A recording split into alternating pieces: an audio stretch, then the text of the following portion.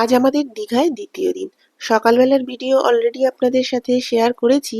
এখন আমরা বেরিয়েছি লাঞ্চ করার জন্য। লাঞ্চ করে আমরা বেরিয়ে পড়ব মোহনার উদ্দেশ্যে। আজকের দুপুরের খাওয়া দাওয়াটা যেখানে করব বলে ঠিক করেছি অলরেডি সেখানে চলে এসেছি। তবে আজকে কিন্তু এরপর আমাদের লম্বা প্ল্যান। এখন একটা টোটো করে নিয়েছি, যাচ্ছি মোহনার দিকে। দীঘা থেকে এই মোহনা যাবার রাস্তাটা ভারী সুন্দর।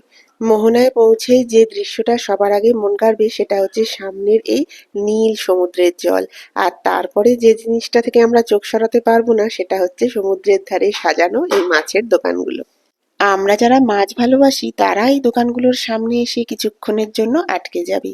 এখান থেকে মাছ কিনে পাশে ভেজে খাওয়া দাওয়ার ব্যবস্থাও রয়েছে। আবার এখান থেকে কেউ কিনে কলকাতায় নিয়ে যেতে চাইলে সেটাও কিন্তু খুব সুন্দর প্যাকিং এর ব্যবস্থা রয়েছে। মোহনায় কখনো ভোরের দিকে এলে দারুণ একটা জিনিস দেখতে পাওয়া যায়। জেলেরা সারা রাত মাছ ধরে তখন ওনারা ফিরছেন, তো নৌকা থেকেই ডাইরেক্ট মাছ কিনে নেওয়া যায়। সেটাও কিন্তু দাঁড়িয়ে দেখতে বেশ ভালো লাগে। আমরা বেশ কয়েক বছর আগে একবার এসেছি, ওখান থেকে মাছ কিনেছি, টাটকা একদম মাছ দাঁড়িয়ে। মাছ দেখা পর্ব শেষ হয়ে গেছে, এবার একটু সামনের দিকে হেঁটে যাই। এখানে সমুদ্রটা এত শান্ত, অথচ সামনেটা চেয়ে থাকতে এত যে ভালো লাগে কি বলবো।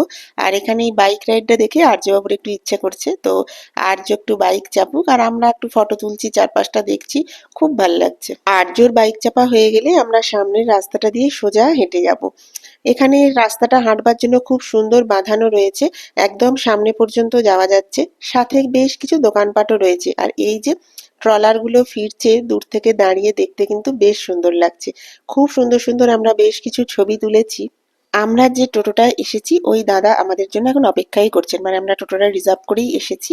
এখানে আমরা ওই 40 মিনিট মতো থাকবো এরকমই কথা ছিল, তো ঘোরা হয়ে গেছে। এবার আমরা টোটো করে যাচ্ছি জগন্নাথ মন্দির। জগন্নাথ মন্দিরের গল্প নেক্সট পার্টে শেয়ার করছি। টাটা।